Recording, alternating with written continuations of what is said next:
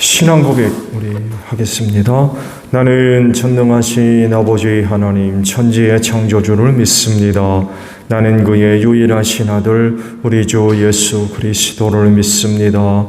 그는 성령으로 잉태되어 동정녀 마리아에게서 나시고 본디오 빌라도에게 고난을 받아 십자가에 못 박혀 죽으시고 장사된 지 사흘 만에 죽은 자 가운데서 다시 살아나셨으며 하늘에 오르시어 전능하신 아버지 하나님 우편에 앉아 계시다가 거기로부터 살아있는 자와 죽은 자를 심판하러 오십니다. 나는 성령을 믿으며 거룩한 공교회와 성도의 교제와 죄를 용서받는 것과 몸의 부활과 영생을 믿습니다. 아멘. 찬송가 305장 부르시죠.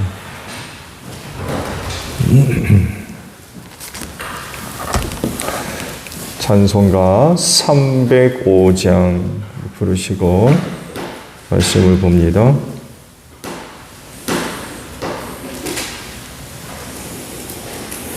나 같은 죄인 살리신 주의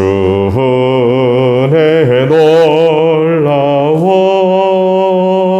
이뤘던 생명 찾았고 광명을 얻었네. 큰 죄악에서 건지신 주의 고마워. 나 처음 믿은 그 시간 귀하고 귀하다. 이제껏 내가 산 것도 주님의 은혜라. 떠나를 장차 본향해 인도해 주시리. 거기서 우리 영원히 주님의 은혜로 해처럼 밝게 살면서 주 찬양하리라.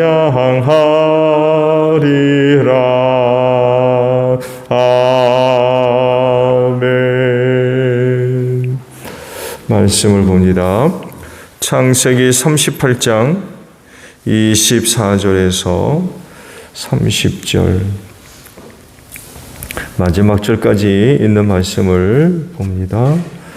창세기 38장 24절로 마지막 절까지예요. 석 달쯤 지난 다음에 유다는 자기의 며느리 다말이 창녀짓을 하여 임신까지 했다는 소문을 들었다. 유다가 명하였다. 그를 끌어내서 화형에 처하여라. 그는 끌려 나오면서 시아버지에게 전가를 보냈다. 저는 이 물건 임자의 아이를 배웠습니다 하고 말하였다. 다말은 또 말을 계속하였다. 잘 살펴보십시오. 이 도장과 이 허리끈과 이 지팡이가 누구의 것입니까? 유다는 그 물건을 알아보았다. 그 아이가 나보다 옳다. 나의 아들 셀라를 그의 아이와 결혼시켜야 했는데 하고 말하였다. 유다는 그 뒤로 다시는 그를 가까이 하지 않았다. 다말이 몸을 풀 때가 되었는데 태 안에는 쌍둥이가 들어있었다. 아기를 막 낳으려고 하는데 한 아기가 손을 내밀었다. 산파가 진홍색 실을 가져다가 그 아이의 손목에 감고서 말하였다. 이 아이가 먼저 나온 녀석이다. 그러나 그 아이는 손을 안으로 다시 끌어들였다. 그런 다음에 그의 아우가 먼저 나왔다. 산파가 어찌하여 내가 터뜨리고 나오느냐 하고 말하였다. 그래서 그 아이 이름을 베레스라고 하고 그의 형 곧 진홍색 실로 손목에 묶인 아이가 뒤에 나오니 아이 이름을 세라라고 하였다. 아멘. 자, 오늘은요 26절 상반절에 있는 말씀이에요. 그 아이가 나보다 옳다라는 말씀입니다.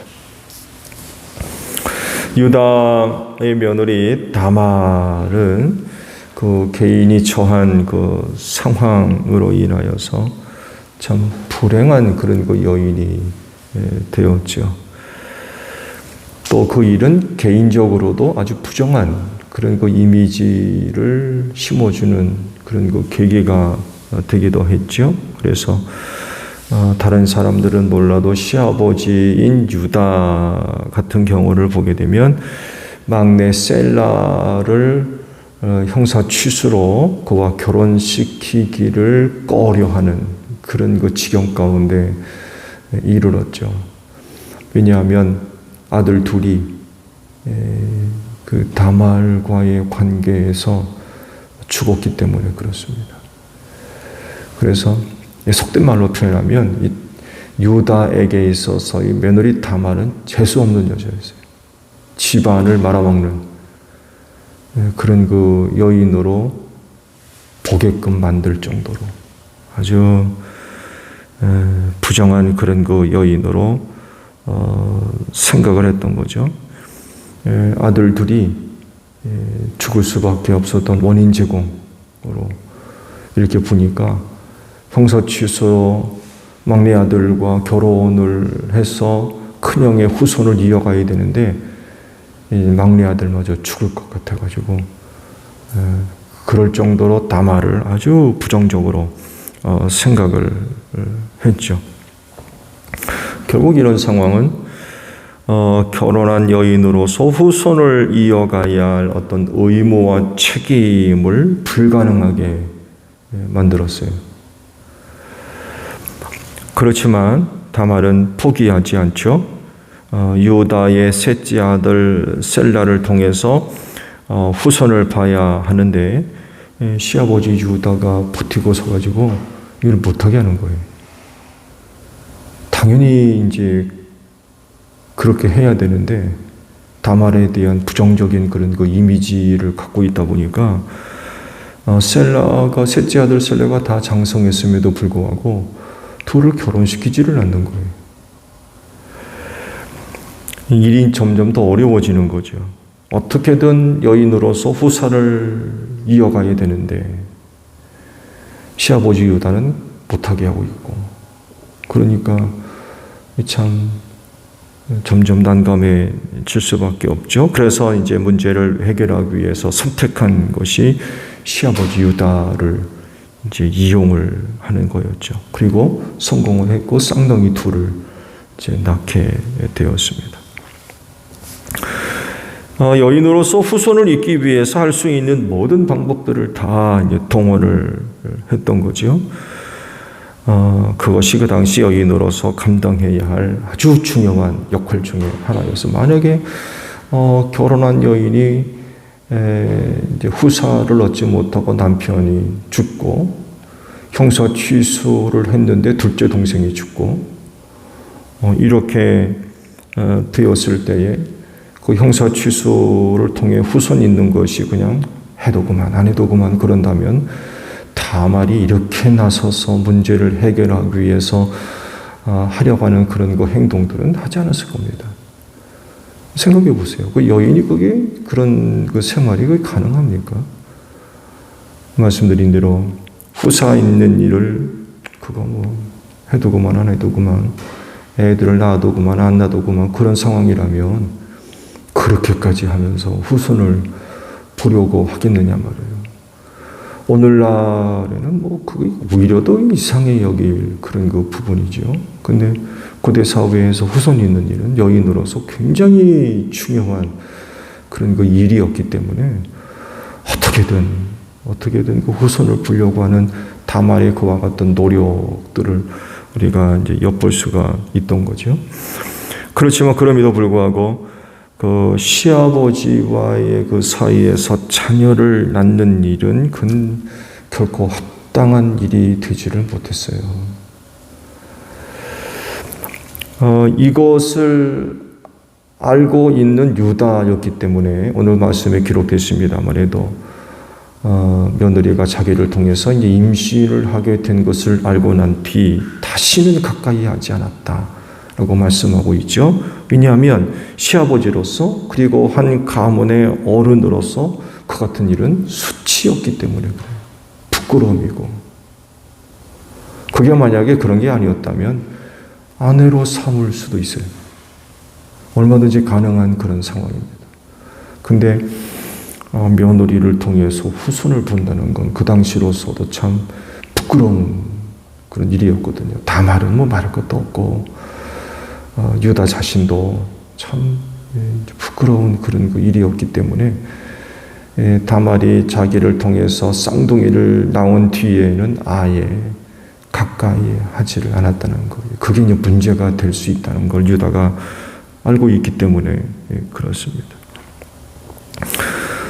또 다말의 그와 같은 행동은 유다의 잘못을 드러내는 것이 되기도 했고요. 당연히 형사 취소로서 막내 아들과 결혼시켜야 되는데 못하게 한 유다의 잘못이 다말의 그와 같은 행동을 통해서 드러나게 된 거예요.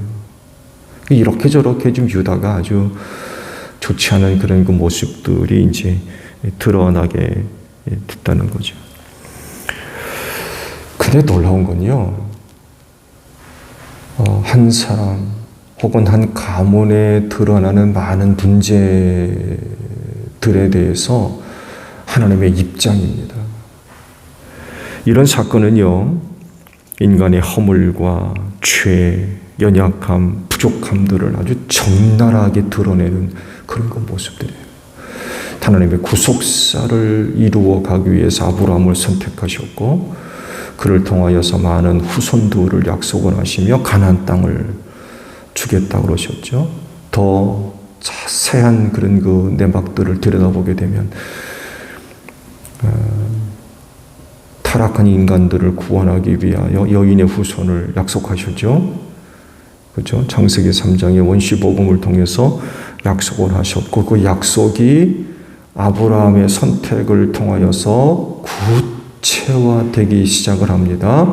그러면서 그것이 이삭으로 이어지고 야곱으로 이어졌다가 조금 더 구체적으로 누가 드러납니까? 유다가 지목됩니다.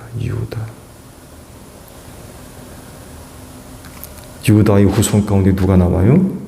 다윗이 나옵니다. 근데 메시아의 혈통적인 관계가 유다로 이어지는데 또 루벤의 그 침상을 더럽히는 일로 인하여 장자권이 누구한테 가요? 유다에게 갔습니다. 근데 지금 유다가 보여주는 모습을 보세요. 합당해요? 그렇지가 않아요. 그런데도 불구하고 하나님께서 인간의 그런 그 부족함과 연약한 부분들, 허물, 티 이런 부분들을 지극히 선용하시는 것을 우리가 발견하게 됩니다. 하나님의 구속사를 이루어가는 데 있어서 직간접적으로 연결이 돼요. 그러면서 하나님의 주권적인 선의와 이끄심을 또 한편 잘 보여주고 있는 그런 그 사건입니다.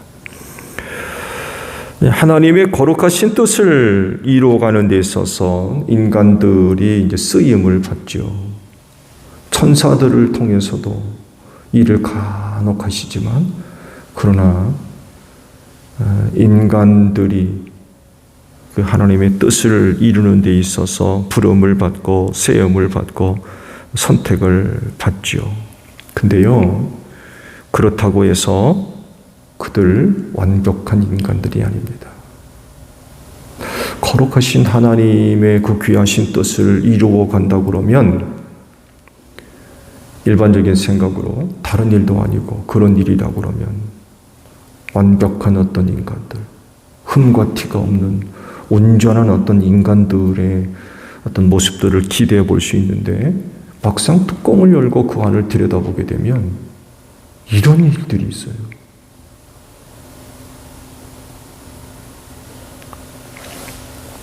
말씀드린 대로 하나님의 소중한 뜻을 이루어 가기 위해 선택을 받고 부름받은 인간들, 결코 완벽한 인간들이 아니었습니다. 여러 가지 부족하고 또 연약하며 허물과 티와 흠 많은 인간들이었다는 것입니다. 그런데도 하나님은 그들을 버리지 않고 선용하셨어요. 말씀드렸죠? 메시아로서 다윗의 후손이 선택되고 그의 조상이 유다입니다. 유다 집안에 이런 일이 있었어요.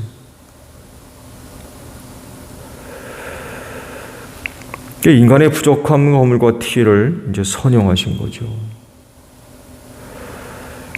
말씀드린 대로 유다의 예만 보아도 이것을 발견할 수가 있고, 다말이라고 하는 여인을 봐도 적나라하게 잘 드러나죠. 하나님의 구속사를 들여다보게 되면 몇몇의 여인들이 등장하는데 그중 하나가 다말입니다. 다말을 시작으로 해서 그 뒤에 누가 나옵니까?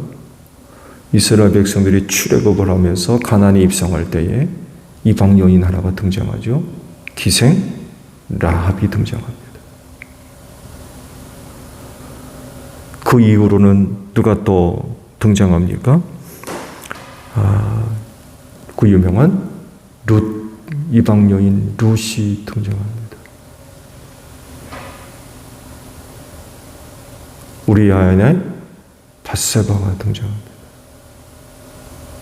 그 사건들을 다 얘기하지 않아도 아실 겁니다. 우리아의 아내 밧세바. 그리고 이후 마리아가 등장하죠.